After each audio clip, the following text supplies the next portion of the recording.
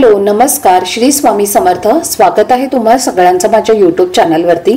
आजचा दिवस तुम्हा सर्वांना खूप छान सुखाचा आणि समाधानाचा जाऊ देत, हीच मी स्वामींच्या चरणी प्रार्थना करते आणि आजच्या या नवीन व्हिडिओला सुरुवात करते। पण त्या अगोदर तुम्ही माझ्या चॅनलवरती जर नवीन असाल तर चॅनलला पण लगेच सबस्क्राइब करा आणि कमेंटमध्ये श्री स्वामी समर्थ लिहायला अजिबात विसरू नका। उद्या 6 एप्रिल वार आहे रविवार आणि उद्याच्या दिवशी आलेली आहे श्रीरामनवमी। तसेच या दिवशी चैत्र नवरात्रीची सुद्धा समाप्ती होणार आहे। चैत्र महिन्याच्या शुक्ल पक्षातील नवमी तिथीला मोठ्या उत्साहाने श्रीरामनवमी साजरी केली जाते, ज्यात रामकथा, मिरवणूक आणि प्रार्थना यासारख्या धार्मिक परंपरा पाळल्या जातात। प्रभू श्रीराम एक भगवान विष्णूंचे अवतार आहेत आणि त्यामुळे या दिवशी अनेक जण भगवान विष्णूंची पूजा करत असतात। रामनवमी हा भगवान रामाचा जन्मदिवस आहे, जो आपल्या हिंदू धर्मामध्ये अतिशय महत्त्वाचा मानला जातो। दरवर्षी रामनवमीच्या दिवशी दुपारी 12:05 रामाचा जन्म हा केला जातो, म्हणजेच जन्म उत्सव हा साजरा केला जातो। असं म्हटलं जातं की या दिवशी स्वर्गातून अयोध्येमध्ये प्रभू श्रीरामांचा जन्म झाला आणि म्हणूनच धार्मिक दृष्टीने हा दिवस अतिशय महत्त्वाचा मानला जातो। या दिवशी जर आपण प्रभू श्रीरामांच्या पूजेसोबतच काही महत्त्वाचे उपाय केले तर ते अतिशय प्रभावी ठरत असतात आणि म्हणूनच आजच्या या व्हिडिओमध्ये तुमच्यासोबत मी एक अतिशय प्रभावशाली असा उपाय शेअर करणार आहे। तर उद्या रामनवमीच्या दिवशी तुम्ही काहीच नाही केलं तरीही चालेल, पण या झाडाला नक्की स्पर्श करा। शत्रू त्यामुळे तुमच्या समोर लोटांगण घालेल, 7 पिढ्यांचं दारिद्र्य नष्ट होऊन गरिबी संपेल, तुमच्या मनातील कितीही कठीणातील कठीण इच्छा ही पूर्ण होईल। तर अशा कोणत्या झाडाला स्पर्श करायचा आहे, कोणत्या वेळेत करायचा आहे, याबद्दलची संपूर्ण माहिती तुमच्यासोबत मी आजच्या व्हिडिओमध्ये शेअर करणार आहे। त्यामुळे व्हिडिओ हा स्किप न करता शेवटपर्यंत नक्की पहा, जेणेकरून तुमच्यापर्यंत योग्य ती माहिती पोहोचेल। आणि तुम्ही माझ्या चॅनलवरती जर नवीन असाल तर चॅनलला पण लगेच सबस्क्राइब करा आणि बेल आयकॉनला पण प्रेस करा, म्हणजे मी जेव्हा कधीही नवीन व्हिडिओज अपलोड करेन त्याचं नोटिफिकेशन सर्वात आधी तुम्हाला मिळेल आणि तुमचा एकही व्हिडिओ हा मिस होणार नाही। तर हा उपाय तुम्हाला उद्या दिवसभरामध्ये तुम्ही कधीही करू शकता। सकाळपासून ते संध्याकाळपर्यंत जेव्हा केव्हा तुम्हाला शक्य होईल तेव्हा तुम्हाला फक्त या झाडाला स्पर्श करून घरी यायचं आहे। पौराणिक कथेनुसार असं म्हटलं जातं की भगवान विष्णूंनी राक्षसांचा नाश करण्यासाठी भगवान राम म्हणून अवतार घेतला होता। भगवान राम यांचा जन्म अयोध्येत राजा दशरथ आणि राणी कौशल्याच्या पोटी झाला आणि म्हणूनच आपण दरवर्षी रामनवमीच्या दिवशी दुपारी 12:05 प्रभू श्रीरामांचा जन्म उत्सव हा साजरा करत असतो। तर या दिवशी उपवास केला जातो। घरातील एक तरी सदस्याने या दिवशी उपवास आवर्जून करावा असं म्हटलं जातं आणि म्हणून तुम्हाला शक्य असेल तर उद्याच्या दिवशी आवर्जून उपवास म्हणजेच व्रत हे करायचं आहे। आपल्या वास्तुशास्त्रामध्ये अशी काही झाडं सांगितली जातात ज्यामध्ये साक्षात देवी देवतांचा वास असतो। तर या झाडांमध्ये एक दैवी शक्ती असते। जेव्हा विशिष्ट तिथींवरती या झाडाच्या संबंधित आपण काही उपाय करतो तेव्हा दैवी शक्ती आपल्याला प्राप्त होतात।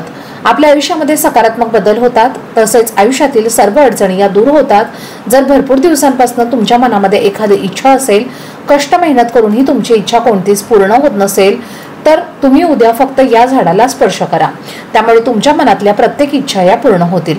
तसेच तुम्हाला कोणत्याही कामामध्ये यश मिळत नसेल, कोणतेही काम हे निर्विघ्नपणे पार पडत नसेल, सतत तुम्हाला अडचणींना सामोरं जावं लागत असेल, आर्थिक अडचणी येत असतील किंवा एखादा शत्रू आहे आणि त्या शत्रूचा तुम्हाला वारंवार त्रास होत असेल, बऱ्याच वेळेला आपल्या घराच्या आजूबाजूला अशा जळावू प्रवृत्तीचे लोक असतात, त्यांच्या मनात आपल्याबद्दल नेहमी वाईट असतं आणि ते आपल्यासमोर खूप गोड बोलतात, पण त्यांच्या मनात आपल्याबद्दल नेहमी वाईटच असतं आणि अशा लोकांमुळे आपल्या आयुष्यामध्ये अनेक अडचणी येत असतात किंवा शत्रू हे गुपित असतात। शत्रूचं नाव तुम्हाला माहिती नसेल तरी सुद्धा जर तुम्ही हा उपाय केला तर कोणताही शत्रू हा फक्त 2 दिवसात संपेल।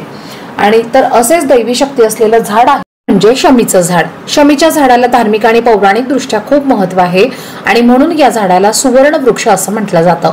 भगवान राम आणि पांडवांनी या झाडाच्या संबंधित अनेक शुभ कार्य जे आहेत तर ती केली होती, ज्यामुळे हे झाड पूजनीय मानलं जातं। असं म्हणतात की भगवान श्रीराम यांनी जेव्हा लंकेवर हल्ला केला होता तेव्हा तो हल्ला करण्यापूर्वी शमी वृक्षाची पूजा केली होती, ज्यामुळे त्यांचा विजय हा प्राप्त झाला होता आणि म्हणून आपल्याला आपल्या आयुष्यामध्ये विजय प्राप्त होण्यासाठीच हा उपाय जो आहे तर तो करायचा आहे।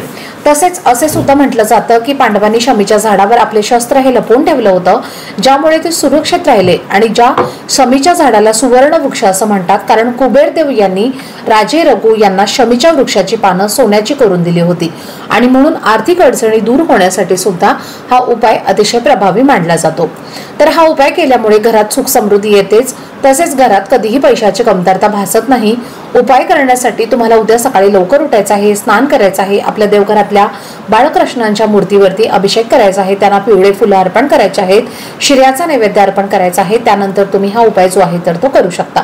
तर उपाय करण्यासाठी तुम्हाला एक तांब्याचा कलश घ्यायचा आहे, त्या कलशामध्ये स्वच्छ पाणी भरायचं आहे, थोडंसं गाईचं दूध तुमच्याकडे असेल ते टाकायचं आहे, तुमच्याकडे गंगाजल असेल तर थोडंसं गंगाजल त्या पाण्यामध्ये टाकायचं आहे आणि अगदी चिमूटभर हळद जी आहे तर ती तुम्हाला या पाण्यामध्ये टाकायची आहे।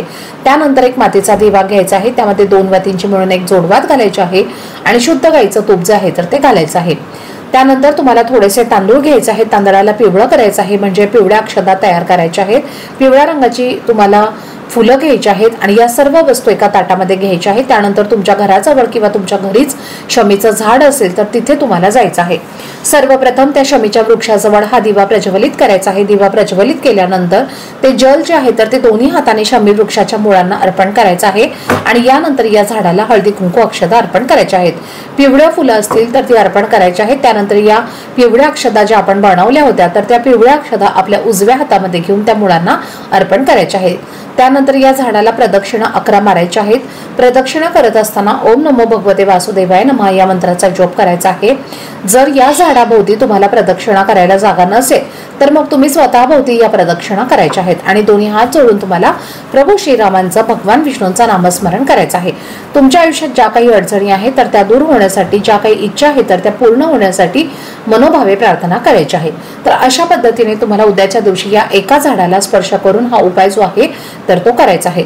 सकाळपासून ते संध्याकाळपर्यंत तुम्ही हा उपाय कधीही केला तरीही चालेल। ही एक सेवा आहे आणि जेव्हा आपण काही उपाय करतो तेव्हा आपल्या हातून काही सेवा सुद्धा घडत असतात आणि जेव्हा आपण एखादी सेवा मनोभावे करतो तेव्हा त्या सेवेचं फळ आपल्याला निश्चितच प्राप्त होतं। त्याचबरोबर उद्याच्या दिवशी तुमच्या घराजवळ जर हनुमानांचं मंदिर असेल तर हनुमानांना एक आंबा जो आहे तर तो आवर्जून अर्पण करा।